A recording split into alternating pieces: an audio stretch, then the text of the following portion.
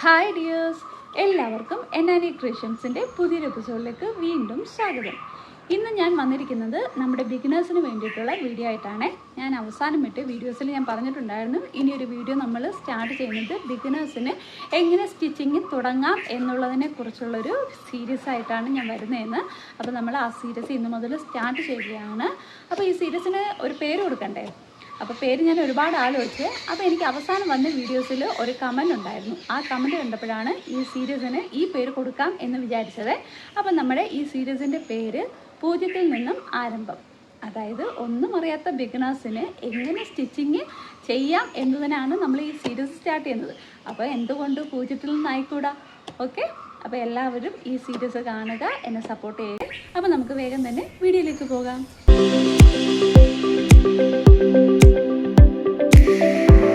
ഇനി നമ്മൾ നോക്കാൻ പോകുന്നത് ഒരു തുടക്കക്കാർ എന്ന നിലയിൽ നമ്മൾ ഏത് തയ്യൽ മെഷീൻ എടുക്കണം എന്നുള്ളതാണ്. അത് പലർക്കും കൺഫ്യൂഷൻ കാണും. പക്ഷെ തുടക്കക്കാർക്ക് ഏറ്റവും നല്ലത് നോർമൽ മെഷീൻ തന്നെയാണ് കേട്ടോ.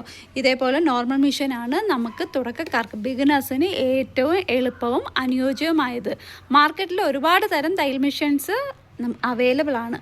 പക്ഷേ എങ്കിൽ പോലും നമുക്ക് അതിൽ കൈകാര്യം ചെയ്യാൻ പറ്റുന്നതിനെക്കാട്ടി എളുപ്പം നമുക്ക് ഈ ഒരു തയ്യൽ മെഷീൻ തന്നെയാണ് കേട്ടോ. തുടക്കക്കാർ ആയതുകൊണ്ട് എപ്പോഴും നമ്മൾ ചവിട്ടി തന്നെയാണ് പഠിക്കേണ്ടത്. നമ്മൾ ചവിട്ടി തുടങ്ങിയാൽ മാത്രമേ നമ്മുടെ തയ്യൽ മെഷീൻ നമുക്ക് കൈകാര്യം ചെയ്യാൻ കഴിയുകയുള്ളൂ.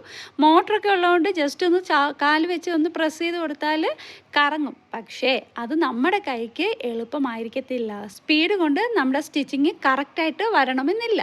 പക്ഷേ ഈ നോർമലായിട്ടുള്ള ഈ തയ്യൽ മെഷീൻ ആണെങ്കിൽ, നമ്മൾ ചവിട്ടി പഠിക്കുന്ന തയ്യൽ മെഷീൻ ആണെങ്കിൽ നമ്മുടെ കൈക്കനുസരിച്ച് നമ്മുടെ കാലും വഴങ്ങും കേട്ടോ.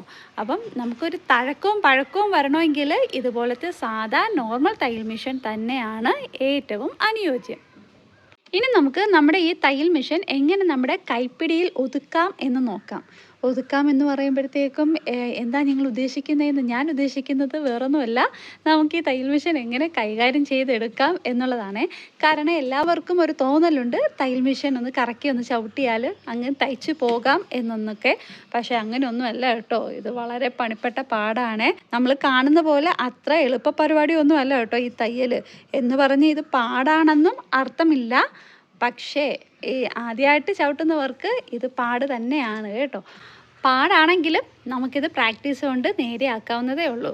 ഇവിടെ പറയാൻ ഉദ്ദേശിക്കുന്ന വേറൊന്നും കൊണ്ടല്ല, നമ്മുടെ തയ്യൽ മെഷീൻ എപ്പോഴും നമ്മൾ ചവിട്ടി തുടങ്ങുമ്പോഴത്തേക്കും സൂചി ബാക്കിലോട്ടായിരിക്കും. അതായത് ഈ വീൽ കറങ്ങുന്നത് ബാക്കിലോട്ടായിരിക്കും. കണ്ടോ, ഇങ്ങനെ ബാക്കിലോട്ട് കറങ്ങുന്ന വീലാണെങ്കിൽ നമ്മൾ ചവിട്ടുമ്പോൾ ബാക്കിലോട്ടാണ് വീല് കറങ്ങുന്നതെങ്കിൽ നമ്മുടെ സൂചി ഒടിയാൻ ചാൻസ് കൂടുതലാണ്. ഈ നൂല് ഈ സൂചിക്കകത്ത് കിടക്കുകയാണെങ്കിൽ ഉറപ്പായും സൂചി ഒടിയും.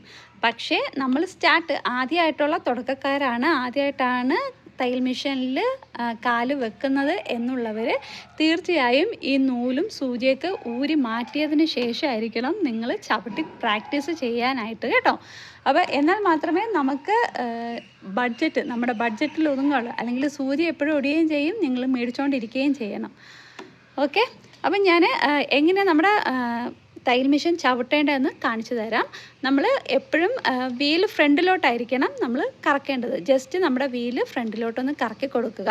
നമ്മൾ കറക്കുന്നതിനനുസരിച്ച് നമ്മുടെ ഈ താഴത്തെ ഈ ചവിട്ടി അതിനനുസരിച്ച് കറങ്ങുന്നുണ്ട് കണ്ടോ. അതിനനുസരിച്ച് താഴെയും പൊങ്ങിയും ചെയ്യുന്നുണ്ട്.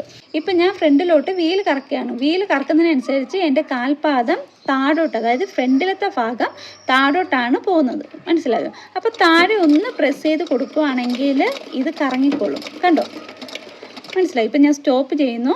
ഇപ്പോൾ വീണ്ടും നോക്കുക, വീണ്ടും ഞാൻ വീല് കറക്കുകയാണ്. വീല് കറക്കുമ്പോഴത്തേക്കും എൻ്റെ കാൽപാദം എന്താവുന്നു, ഉപ്പൂറ്റിയുടെ ഭാഗമാണ് താന്നു പോകുന്നത്. അപ്പോൾ ആ ഒരു ഭാഗത്ത് നമ്മൾ ജസ്റ്റ് ഒന്ന് പ്രസ് ചെയ്ത് കൊടുക്കുകയാണെങ്കിൽ ഇത് കറങ്ങും.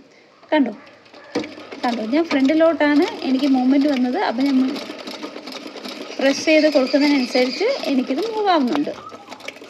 അപ്പോൾ ഈ ഒരു രീതിയിൽ നിങ്ങളൊന്ന് പ്രാക്ടീസ് ചെയ്ത് നോക്കുക. അപ്പോൾ നിങ്ങൾക്ക് പെട്ടെന്ന് തന്നെ ഈ ഒരു പിടുത്തം, ഈ ഒരു മൂവ്മെൻറ്റ് എങ്ങനെയാണെന്ന് നിങ്ങൾക്ക് മനസ്സിലാകും. ഇത് പ്രാക്ടീസിലൂടെ മാത്രമേ ചെയ്യാൻ പറ്റത്തുള്ളൂ കേട്ടോ. അല്ലാതെ ചുമ്മാ കയറി ഇരുന്നാൽ ഉടനെ മെഷീൻ കറങ്ങുമെന്ന് ആരും വിചാരിക്കേണ്ട. നമുക്ക് പ്രാക്ടീസ് ചെയ്താൽ മാത്രമേ മെഷീൻ നമുക്ക് ചവിട്ടിയെടുക്കാനായിട്ട് പറ്റത്തുള്ളൂ. ഇനി നമ്മൾ നോക്കാൻ പോകുന്നത് നമ്മുടെ തയ്യൽ മെഷീനിൽ എങ്ങനെയാണ് നൂല് സെറ്റ് ചെയ്യുന്നത് എന്നാണ്. പലർക്കും നൂലിടാൻ അറിയത്തില്ല. ബിഗിനേഴ്സിന് അറിയാവുന്നവരും കാണും, പക്ഷെ അറിയാത്തവർക്ക് വേണ്ടിയിട്ടാണ് കേട്ടോ. അപ്പോൾ അറിയാവുന്നവർ ഈ ഭാഗം അങ്ങ് സ്കിപ്പ് ചെയ്യുക, അറിയാത്തവരുണ്ടെങ്കിൽ കണ്ടു നോക്കുക. ആദ്യം നമ്മൾ നൂലിട്ടതിന് ശേഷം ഈ ഒരു ഹോള് കാണും, ഈ ഒരു ഹോളിലായിരിക്കണം നമുക്ക് ആദ്യത്തെ നൂല് കടത്തേണ്ടത്. അതിനുശേഷം അതുവഴി വന്നതിന് ശേഷം നമുക്ക് പിന്നീട് കാണുന്നത് ഈ ഒരു പാർട്ടായിരിക്കും. ഓക്കെ, ഈ ഒരു പാർട്ടിൽ കൂടെ വേണം നമ്മൾ രണ്ടാമത് നൂല് ഇടേണ്ടത്. ഈ ഒരു നൂല് ഇതുവഴി ഇട്ട് നമ്മൾ ജസ്റ്റ് ഇതുപോലെ ഇങ്ങനെ കറക്കിയെടുത്ത് ഈ ഒരു പോയിന്റിലേക്ക് കൊണ്ടുവരിക. മനസ്സിലായോ? പിന്നെ വരുന്നത് ഈ ഒരു പാർട്ടാണ്. ഈ ഒരു പാർട്ടിലേക്കായിരിക്കണം നമ്മൾ നൂല് നമ്മൾ കടത്തി വിടേണ്ടത്. ഇനി നമുക്ക് ഇതുവഴി ഒന്ന് നൂല് കടത്തി വിടാം. കണ്ടോ? ഓക്കെ, അപ്പം നമ്മൾ അതുവഴി നൂല് കടത്തിയെടുത്തു. അതിനുശേഷം ഇങ്ങനൊരു പോയിൻ്റ് നമുക്ക് അവിടെ കാണാൻ പറ്റും. ഈ ഒരു പോയിന്റിൽ കൂടെ നമുക്ക് നൂല് കടത്തിയെടുക്കണം. ചിലവരത് ഇടാറില്ല, മിക്കപ്പോഴും ഞാനും അത് ഇടാറില്ല. പക്ഷേ ഇടുന്നത് നല്ലതാണ് കേട്ടോ. നമ്മുടെ നൂല് പെട്ടെന്ന് അങ്ങോട്ടും ഇങ്ങോട്ടും മാറിപ്പോകാതിരിക്കാൻ വേണ്ടിയിട്ടാണ് നമ്മൾ അതുവഴി ഇടുന്നത്.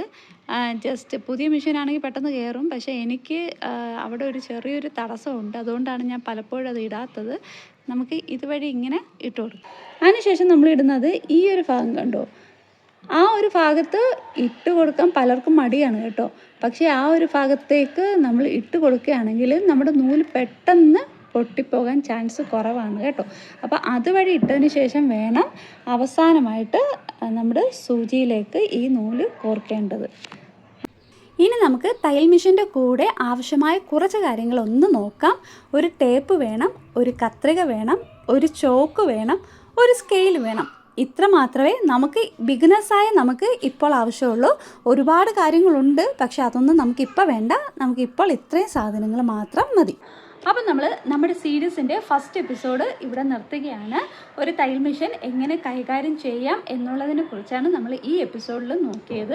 ഇനി വരുന്ന അടുത്ത എപ്പിസോഡിൽ തുടർന്നുള്ള കാര്യങ്ങളായിരിക്കും നമ്മൾ ചർച്ച ചെയ്യാൻ പോകുന്നത്. ഈ വീഡിയോ ഇഷ്ടപ്പെടുവാണെങ്കിൽ ഒന്ന് ലൈക്ക് ചെയ്യുക, കൂടെ ആ സബ്സ്ക്രൈബ് ബട്ടൺ കൂടി ഒന്ന് പ്രസ് ചെയ്ത് സപ്പോർട്ട് ചെയ്യുക. ഓക്കെ, നമുക്ക് അടുത്ത എപ്പിസോഡിൽ കാണാം. അതുവരേക്കും ബൈ ബൈ.